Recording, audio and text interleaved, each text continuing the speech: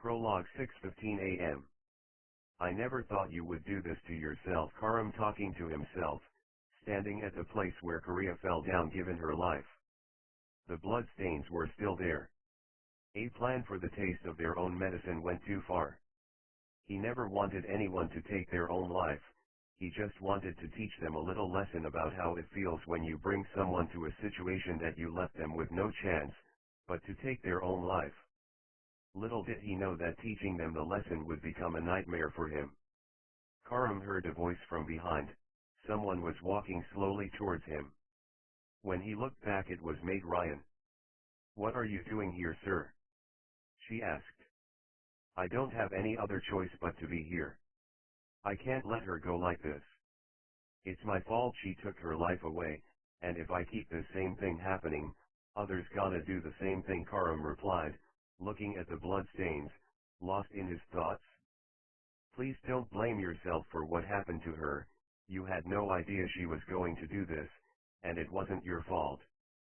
Please sir, leave this place, we need to get out of this area before anyone sees us, and connect us with the suicide," Maid Ryan replied, putting a hand on his shoulder.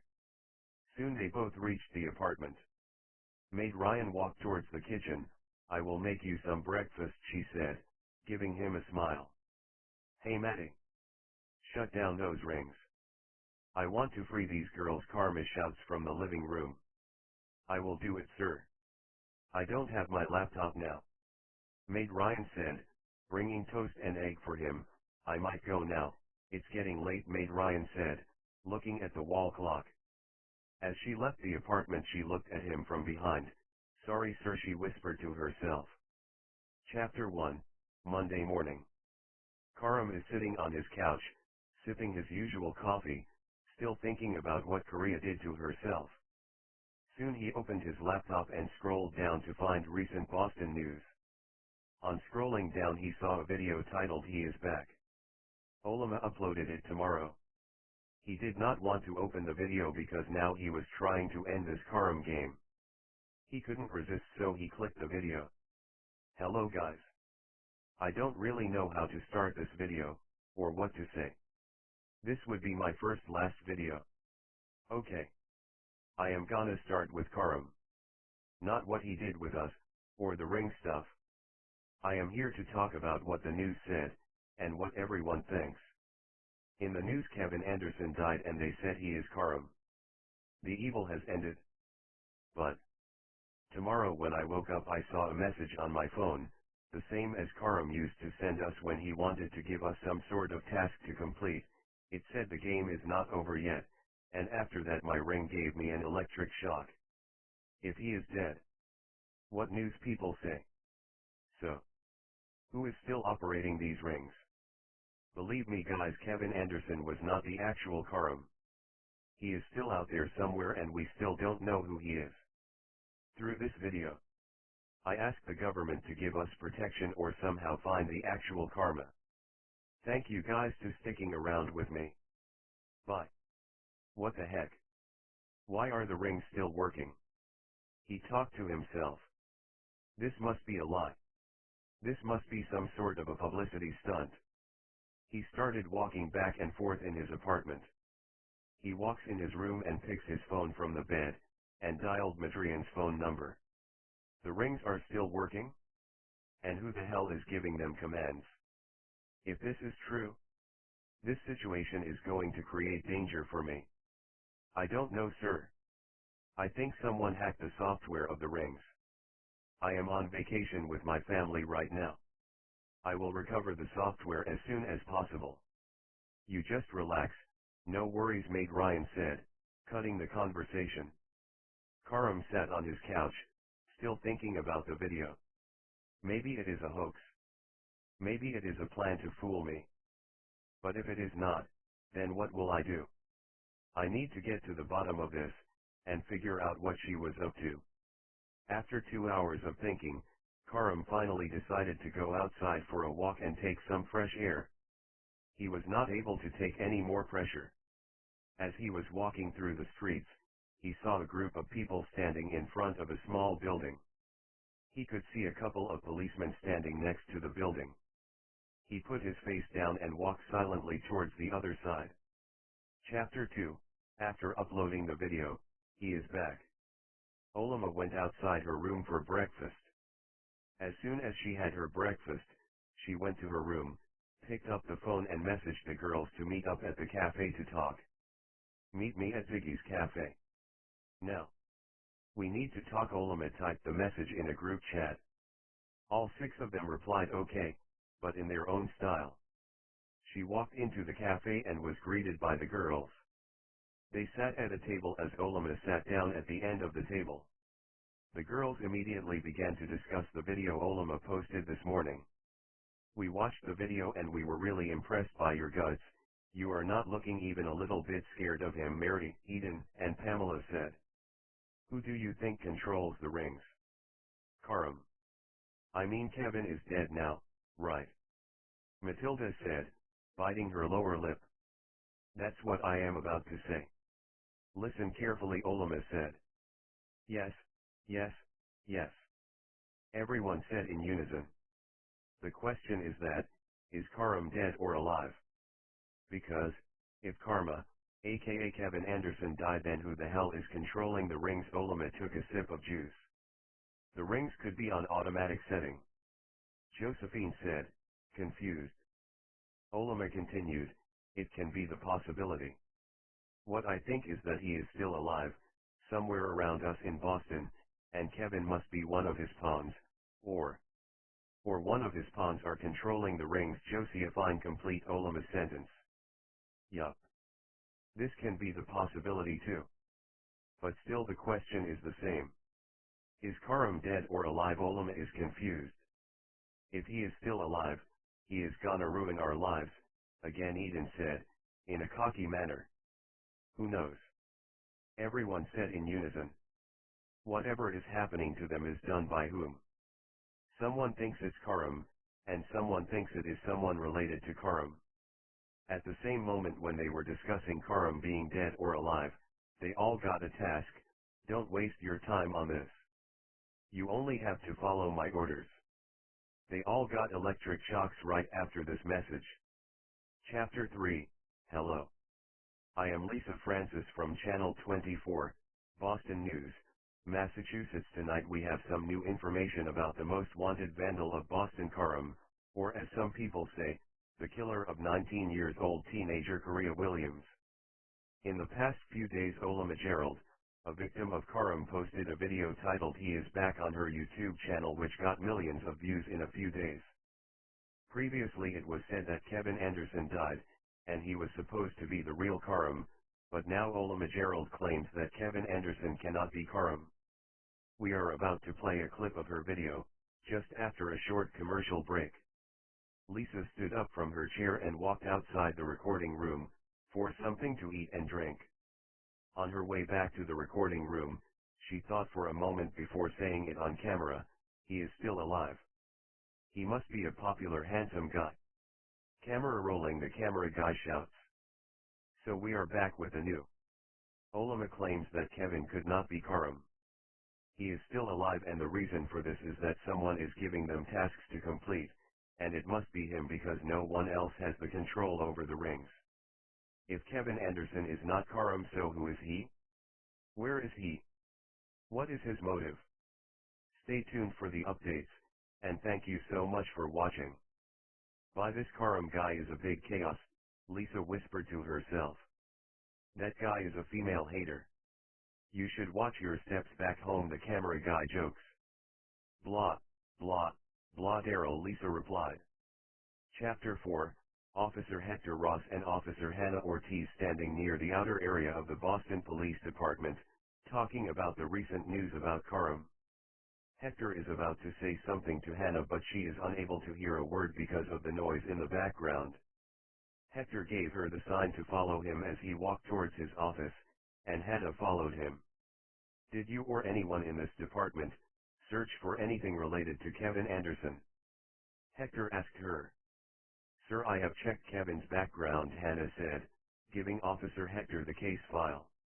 What did you get? He asked, taking the file and sat down in his chair. Karam tortured the girls and he is somehow related to them, and he had motive. Kevin on other hand, who was considered to be Karam, he is not even a little bit related to any of the girl, and Kevin does not have any motive to torture these girls. There is nothing to 100% prove that Kevin Anderson is the real Karam, she explained. Is Kevin and Karam different? Why would he, Kevin, torture these girls? What would be his motive? Hannah Ortiz whispered to herself. She was getting confused. He played us well. But how can he still be alive? I shot him myself, Hector said, stood up and started pacing back and forth in the office. He must have planted someone who looks like him, or the girls must have been lying for fake publicity. You should try to remember what happened that day. I mean everything, the Hannah said, standing straight. Officer Hector didn't say a word, just went to flashback. Hector Ross was walking back to the police department from a random coffee stall in Boston, Beacon Street, holding a cup of coffee, and on his way back, he got a call. Hello. This is Officer Hector speaking from the Boston Police Department, he said. Hello officer, this is Adam. I am calling from the Earl of Sandwich, in the park. There is someone following us. He is going to hurt one of the girls with me. Please come here right now, I'll be there. Don't worry, he replied. I remember clearly, there was a man in the back jacket. He ran towards the Parkman bandstand. I shouted, stop, but he didn't, so I shot him, and he died right in front of me and so many people. Hector talks out loud, thinking. Who is this Adam? Where is he? Hannah asked. I don't know actually. I saw his face but I remember anything about him. I was in a hurry to catch that guy, Hector said. Hannah put him in a big confusion. Chapter 5, you should check your phone. If he called you, there must be his number in your phone, Hannah said, still standing straight in the same place as before. Yeah. Right, Hector took out his phone and scrolled down to the same date of that incident. There you go. That is his number. He is the only one who calls me that day. Hector handed the phone to Hannah, without telling her what to do with it. I have a question, sir, Hannah asked, taking the phone in her hand. She was confused. Yes. What's the question?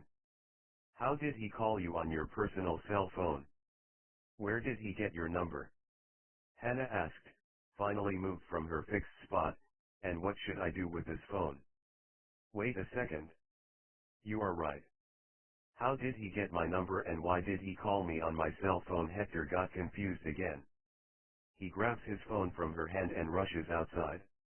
Hannah created too much confusion for him. Officer Hector sprinted towards the cyber department. He gave them the phone. Trace this number 617-555-0144 fast. He wants to verify the number, to check if it belongs to Adam or not. He walked outside to get some air. How did I not remember his face? Hector talks to himself. Now he has the option to wait for the call trace or he can go ask the girls about Adam. Around 40 minutes later, a man tapped Hector's shoulders when he was sitting on the bench outside the police department. There you go, sir. The number belongs to Adam Walter, the man said. Okay, thanks, Hector said to the man. He dialed that number to check if that number actually belongs to Adam or not. Hello. I am Officer Hector Ross from the Boston Police Department. Am I talking to Adam Walter? You are talking to the right person. What do you want? He replied with an inaudible laugh. I need to ask you a question, Mr. Adam. Yes, of course. I love questions. Okay. So tell me, the guy who died that day, Kevin Anderson. The guy in the news. Yes, Officer Hector, I know that. What do you want to know from me about Kevin? Adam asked politely. I just want to ask, what do you think about Kevin Anderson? Is he the real Karam, or is Karam still out there in Boston? If you believed what Olema said in the video, yes, Karam is still out there somewhere, and if you believe that you shot him dead, then yes, Karam is dead. Adam took a breath. He being dead or alive is not the matter, you have to protect the girls, until it is proved that Karam is actually dead. One last thing, officer. Yes, what? Officer Hector stood up, he got curious. Karam died with the Korea suicide? After this, Officer Hector said, what are you talking about? But Adam had cancelled the call right away, and now his phone is not reachable when Hector dialed his number again. Chapter 6. After the call with Hector, Adam went to the flashback, to the time when the Kevin incident had happened. April 8, 2019, Monday morning. Adam decided to build his trust on the girls. He hired the kidnapper from the dark web. He gave some instructions to the kidnapper. How should he be dressed? What will be the location? What will be the time? And who would he kidnap? The same day of planning and hiring the kidnapper, Adam calls all the girls to be at the Earl of Sandwich in the park at 5:30 p.m. There they will discuss the security measure to be safe from Karam, and will find a way to catch him. It was a dark night that day, and soon it would be darker. Adam saw a man spying on them near the tennis court. He was dressed exactly the same as Karam.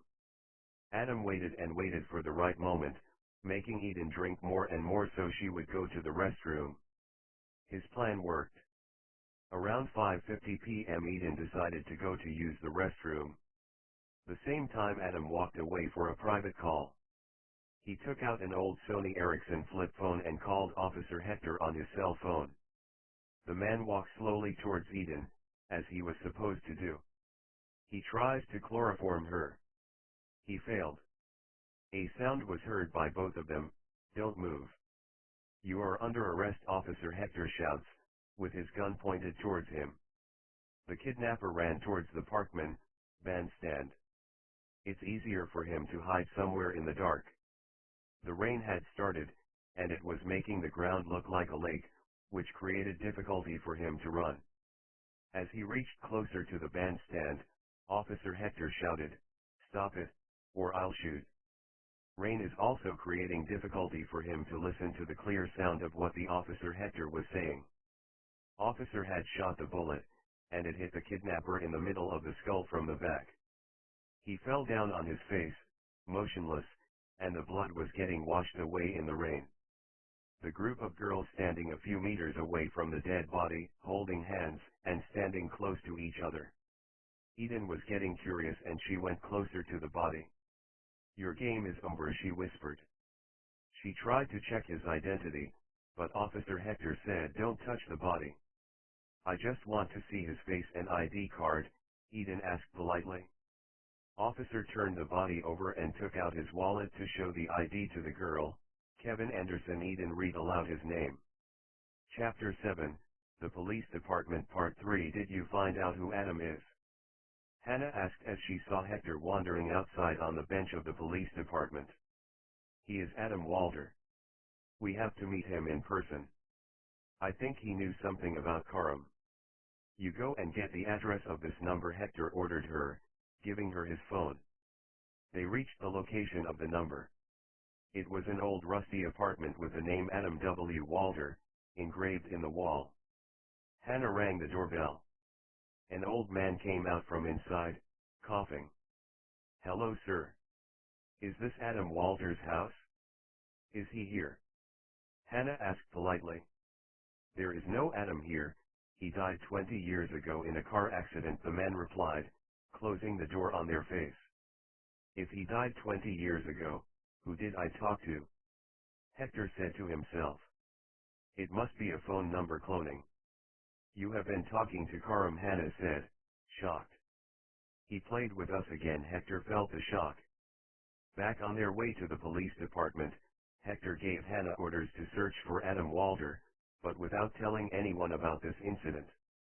If they tell anyone about this, it would make people question their ability to solve any case. Chapter 8. After the breaking news of Olama's videos against Karam being back, the Massachusetts government decided to provide the safety to all 7 of them. Each girl is provided with an individual female guard who will be with them 24/7. These guards were the information providers for the police, more than guarding the body. There is a private company FPG, which provides protection for females all around the United States of America. FPG is a female protection group, and it provides 7 female guards to these girls. Matilda Harris will be guarded by Charlotte. Libby Butler will be guarded by Monica. Eden Matthew will be guarded by Julia. Mary Raymond will be guarded by Olivia. Josephine Edler will be guarded by Alice. Pamela Smith will be guarded by Jessica. Olama Gerald will be guarded by Venta.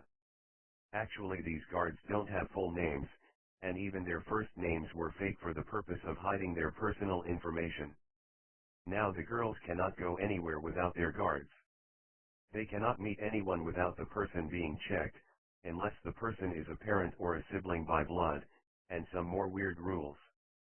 These rules were meant to be for their safety. Only Libby and Mary have their issues. They don't want a shadow to be with them all the time. Whenever the task is given to them, they are forced to do it. Every time the guards stop them from doing the task, the girls simply hold hands with their guards, and they both get shocked. The next time guards only watch them doing the weird task thing, and just give the information of their action to the police. The guards and the girls became friends after spending some time together. Olama and Venta were like sisters to each other. They shared secrets with each other. They talked all the time. Mary and Libby are not friendly at all. They hate their guards and try to avoid them whenever possible. They never speak to them, except for replying to their weird questions. Chapter 9, Confusion, Irritation, and Anger. There is a lot of stuff going on inside Karam's head. He can't understand why Maid Ryan was not picking up the calls, and why she is not answering the text messages. Something is strange, but what?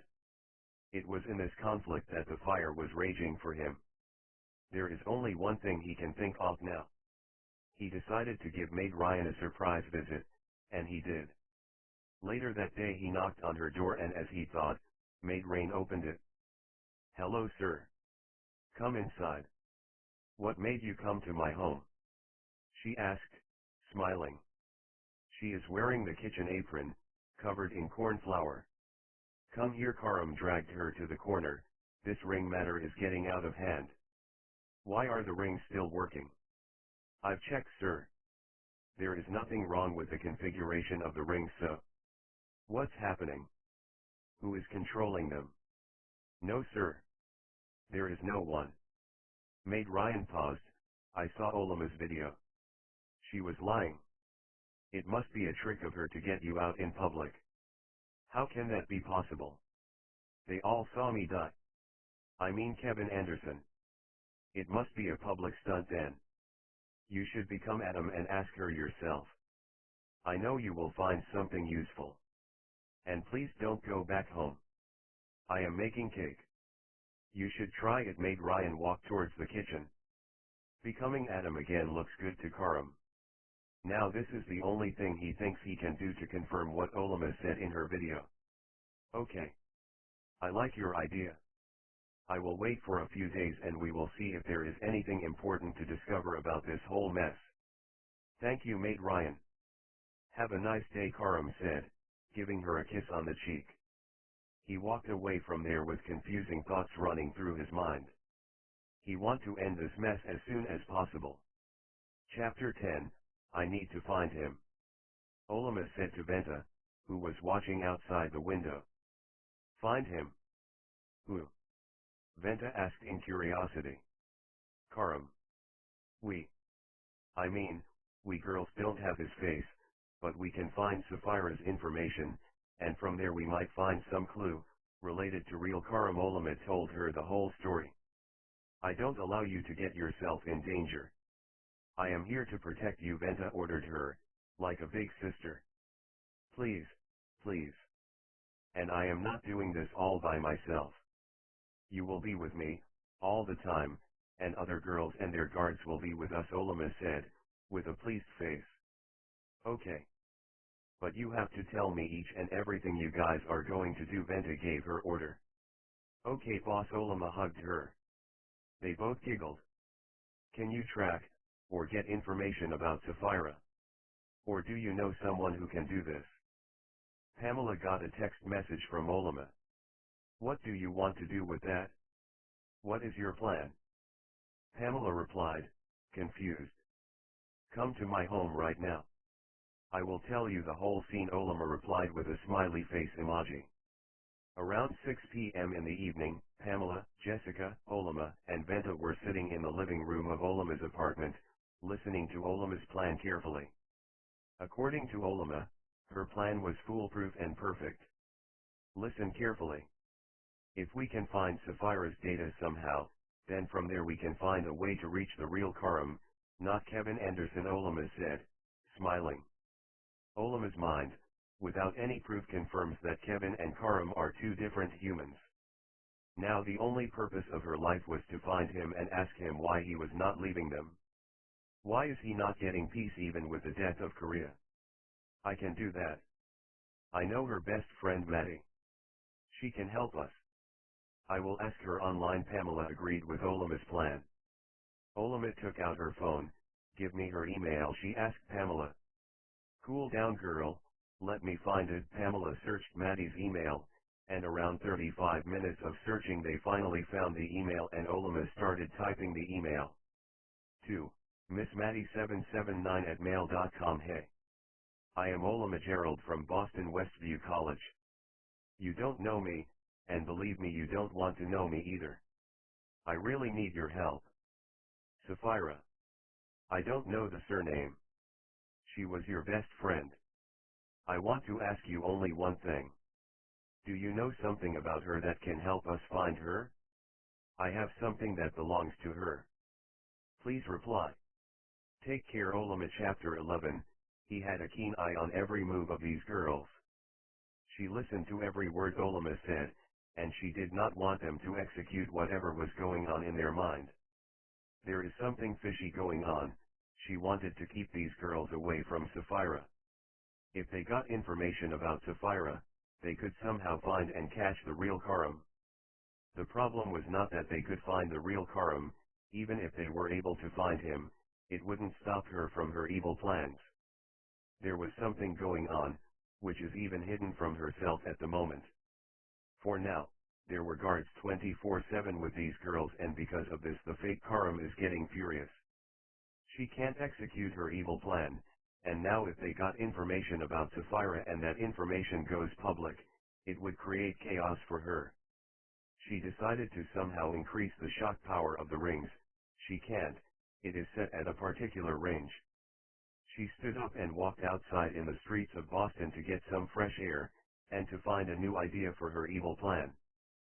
Sitting on a bench inside a park, she thinks for a moment. I know what they are saying. I know where they were all the time, so I should make them go to a place where they were away from their guards for some time. And within that time I will do something with them, she spoke to herself. She made a nice plan, but not every nice plan is executable. She knows the plan but doesn't know what to do with it. It is just like a brilliant novel idea which is never written down. She wanted to use the rings to get rid of the guards, but she knew it wouldn't be an easy task. The problem was how to execute the plan. She needed help from someone who has a high level of intelligence, a person with a mind and power like Karam. She had mind, and now she needs power. Chapter 12. After the morning shower, Maid Ryan opened her laptop to check her emails. While surfing through emails, she thought of checking the database of rings. If rings are still working, there must be some updates in the database. She opened the database to check the record. She was shocked when she opened it. The last active record was 3 days before Korea's suicide. Karam had deactivated the rings from the remote, and now there was only one way to activate the rings. The only way to activate the rings is possible if it is done by the system from which the rings are connected. If I didn't do it, so, who did it? Maid Ryan thought. Some strange thoughts were running through her mind. Everything is weird for her at this moment. After a while, she calls Karam. Sir, can you meet me at home? I have an important thing to say to you. What is so important that you remembered at this moment? Karam asked, anxious. I can't tell you on the phone, you have to come to my house right now. It is so important, Maid Ryan said in a hurry. Okay, okay. Calm down, don't worry. I am going to be at your house soon. Karam cancelled the call. Karam opened the window and looked outside, towards the direction of Maid Ryan's house. What is so important? The only possible thing is that she might have found something related to the fake Karam. What else it could be, he thought. When Karam arrived at Madrian's home, he rang the doorbell many times but no one opened the door. Come on, Maid Ryan, please open the door. He decided to go back, but as moved one step towards the road, Maid Ryan opened the door from behind. Come inside, sir, and sorry I was in the bathroom.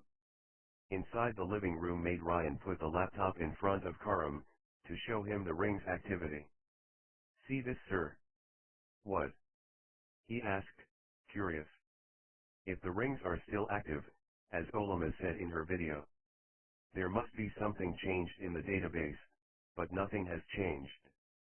The last active date is when you deactivate the rings from the remote. Maid Ryan said all this in a single breath. You said that Olama must have been lying, Karam questioned. Yeah, I know.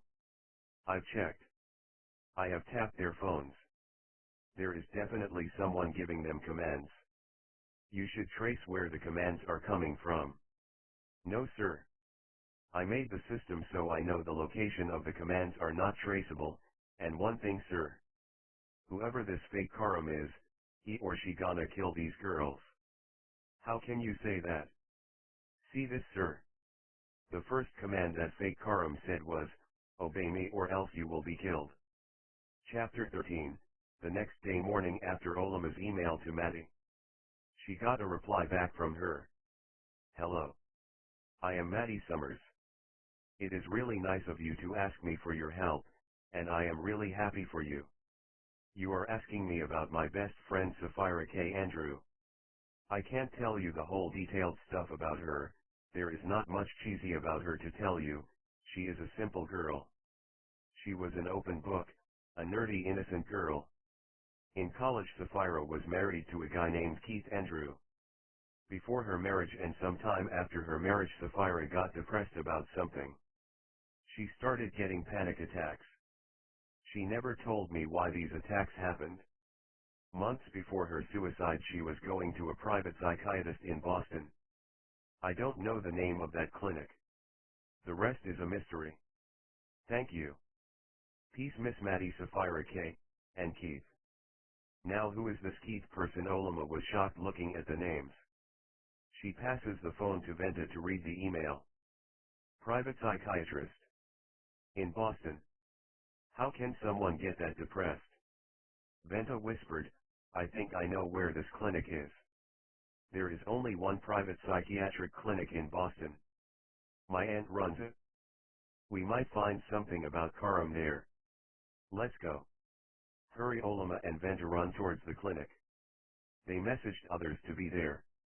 Okay, let's go. Venta tapped Olama's shoulder.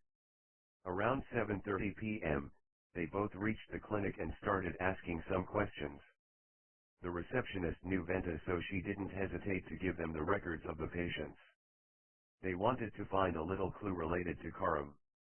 Olama got her hands on Sapphira K. Andrews, and under the husband section there was a long name, Keith Andrew Rivera Antonio Martin. Keith is the actual Karam. He planted Kevin, so everyone would think he died. Olama was shocked to see the name. Do you have any clue about who this Keith Andrew is? Venta asked the receptionist. Yes. In the news when Kevin Anderson died, there was a person standing next to Officer Hector. That man is Keith. She replied. That man was Adam. Olama thought, but didn't say a word. She paused for a moment, so for all this time Adam was with us. After a long series of thoughts Olama said, let's go back home, Venta. Chapter 14, she walked towards the balcony of an under-construction hotel in Boston. She took out a 7.62 x 51 mm M24 sniper rifle and pointed it towards the psychiatric clinic. She started searching for Olama through the scope of the refile. She waited and waited for a long time. She knew that Olama would be here at this time. It was obvious that she was following her for a long time, and now Olama would be no more to be followed. Just a few more minutes, and the crime would happen once more in Boston. Olama and Venta walked out of the clinic and now they both were in the range of the scope, but Venta was not the target of fake Karam, she only wanted to shoot Olama. Olama was walking happily because she found a clue that would lead her to Karam. Soon she got to the center of the plus sign of the scope. Now it was just the click of the trigger. She pointed the plus sign on Olama's forehead and pressed the trigger. Boom. It was a headshot. Olama fell down, motionless right in front of Venta, and she couldn't do anything. The fake Karam laughed and she ran away safely right after she executed her evil plan. She had done exactly what she wanted to do. Venta looked back at Olama's body lying on the footpath. She was shocked. Anyone could have been shocked seeing a person dying right in front of them. For Venta, she just lost a sister. Karam will never escape from me. I'll hunt you till the end, screamed Venta as she put Olama's head in her lap. It was late at night when the police arrived at the scene. They saw Venta holding the dead body of Olama in her arm while sitting on the road next to the psychiatric clinic. There was a bullet stuck in Olama's head. Police officers surrounded the area and started their investigation. They asked Venta all about the murder. What happened? Asked one of the police officers. It is Karam who did this. The bullet came from that way. Venta pointed towards the under construction building. After some time, one of the police officers said, "We are going inside the under construction hotel." They went up to the fourth floor and there the police found a bullet shell. It was a 7.62 x 51 mm bullet shell. For fake Karam, taking her life is fun, but for Venta it is a sad moment. She lost her sister and her best friend. Chapter 15, Olama was dead. Her body was taken to the mortuary. The police requested the family for the post-mortem, but the family straight away disagreed. Venta on the other hand keeps on insisting the family agree for at least the ballistic report. Olama's. The very next day was the funeral of Olama Gerald. Her friends, family, and lots of her YouTube fans came to her funeral. Olama, being an internet celebrity, got a lot of coverage from the media. All of her friends and their guards were interviewed by the media. There is one thing common in all the interviews. Everyone said, Karam did this all. He killed her. The real Karam secretly attended the funeral as Adam. He also gave the interview, and he said that Karam did this, only he knew which Karam he was talking about. Till this day the girls didn't know that all this time Adam was helping them find Karam, simply means that he was helping them find himself, or we can say that all this time he was diverting them to find himself. Standing next to the coffin, Venta was thinking of the incident last evening. She can still see and feel the blood stains on her hands. Why? Why I failed to save her? Why did we go there? Venta started feeling like a loser. Now the other girls' families thought that having guards was useless.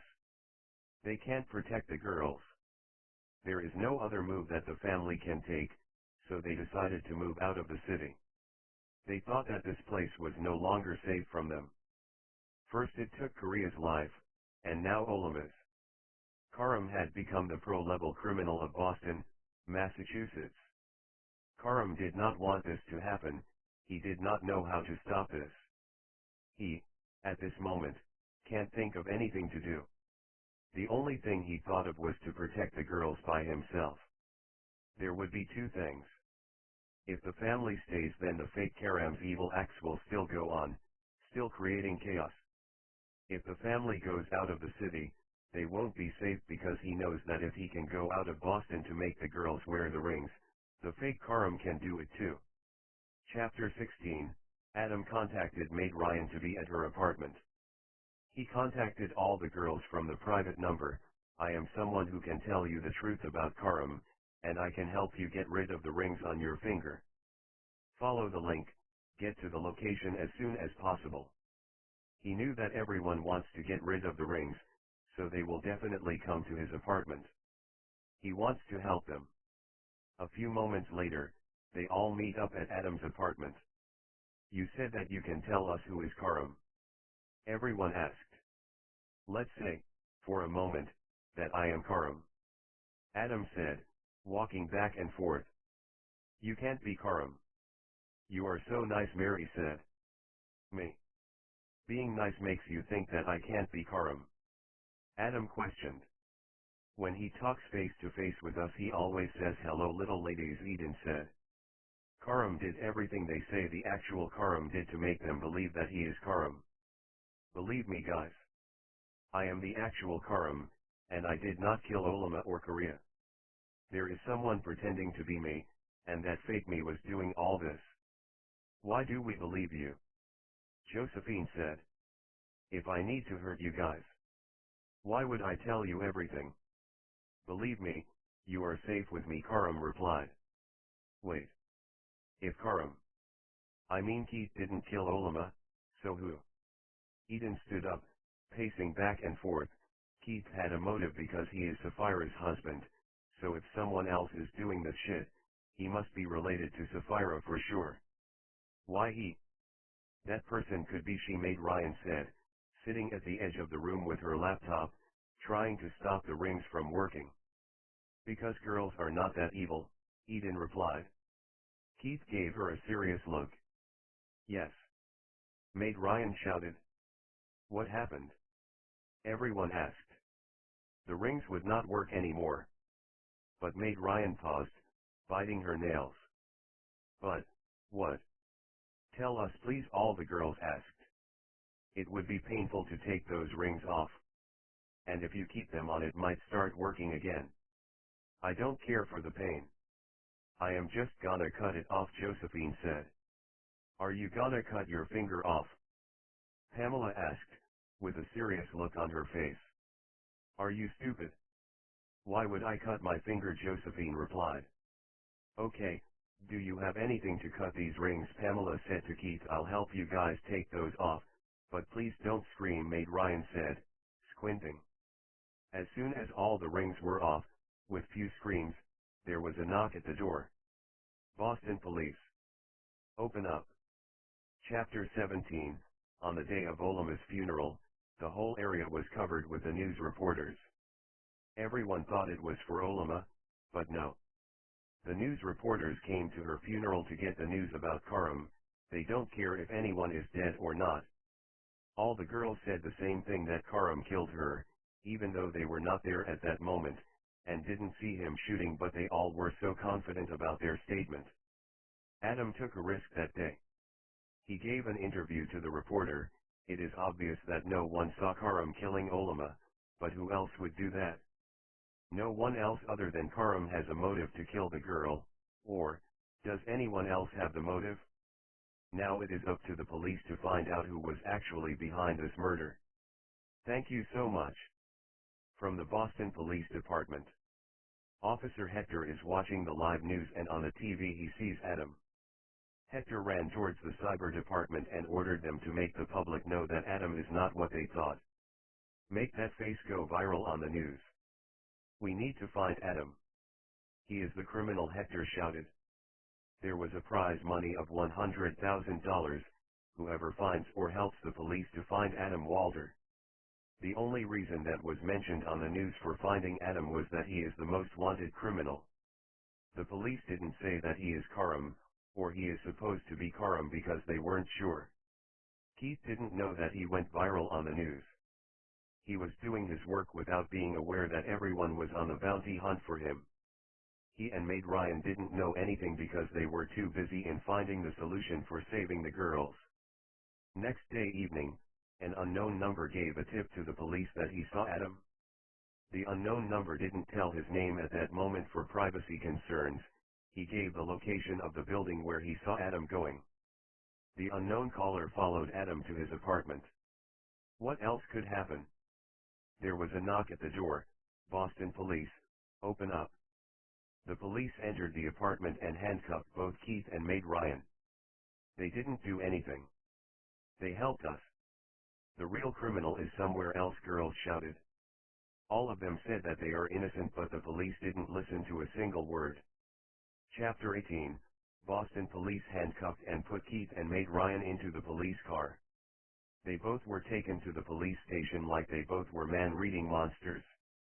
Keith was thrown to the chair in the interrogation room with Lisa and Hector. Maid Ryan was taken somewhere else. "Hey, Adam, or should I call you Karam?" Lisa said. Keith was in shock seeing both of them. He didn't say a word. "Surprise, surprise. You must have been wondering how we caught you. It would be a mystery for you, because you like mysteries, right? Surprise, surprise.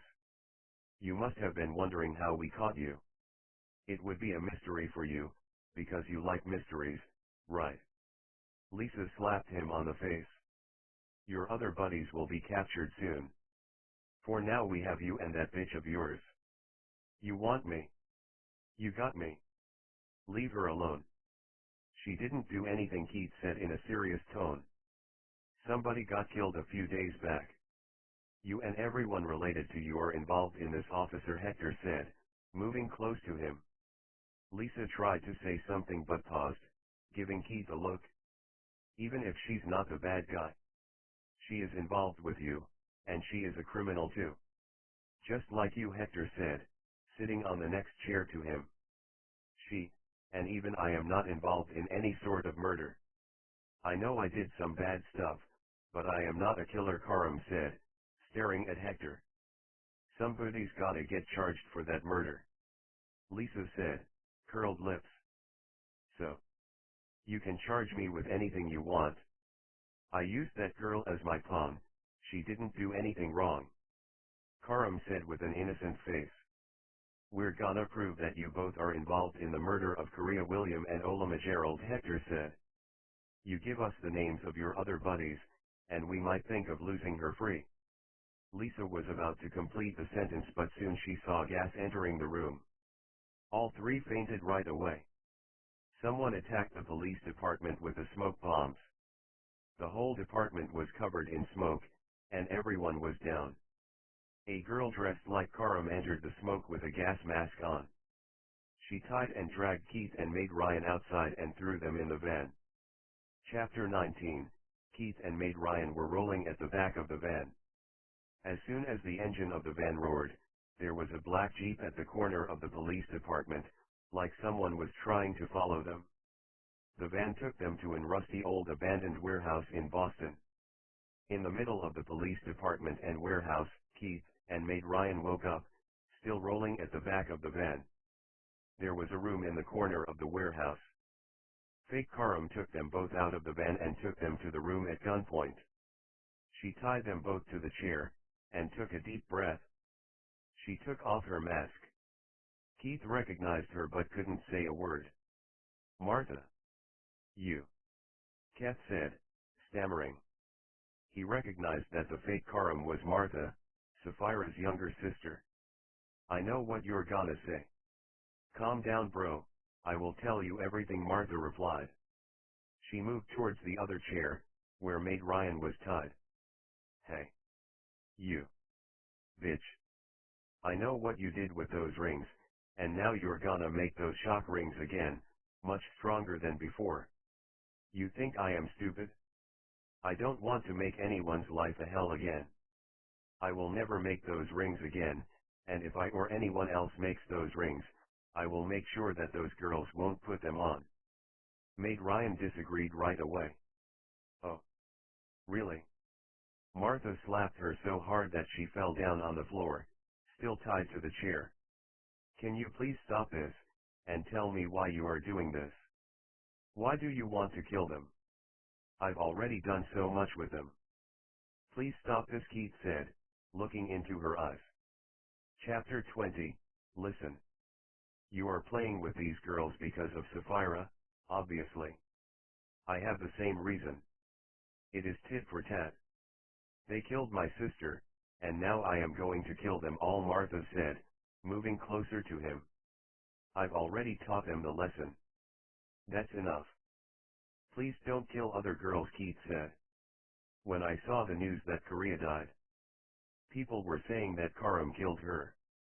I got the idea of becoming Karam. I know you Keith Andrew. It wasn't hard for me to guess that Karam is your initials. How did you get into my laptop? Maid Ryan said, still on the floor, trying to get up. Martha gets close to her and helps get her up.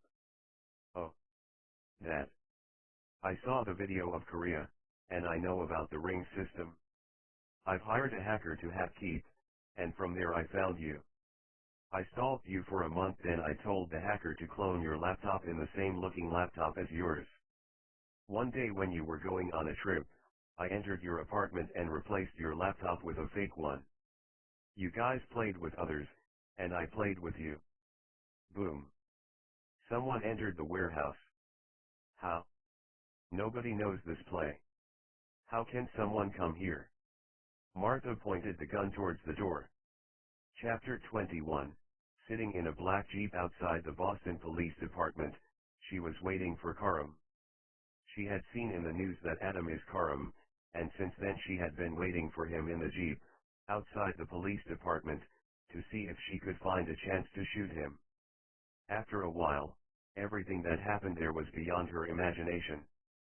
A girl dressed like Karam entered the smoke with a gas mask on. What the hell is happening? Venta got confused. Around 10 to 15 minutes later, the female version of Karam dragged Adam and a girl, who is unknown to Venta, and threw them into the van. Venta had seen the whole smoke bomb attack on police department.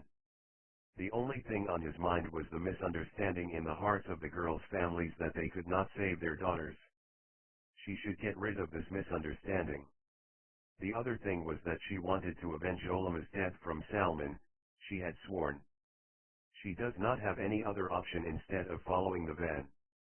From about 7 to 8 feet away from the van, she followed until it stopped at the old abandoned warehouse. Venta waited outside for a long time.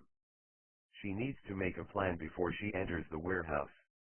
Around 45 minutes of waiting, Venta entered the warehouse where she saw a room at the corner.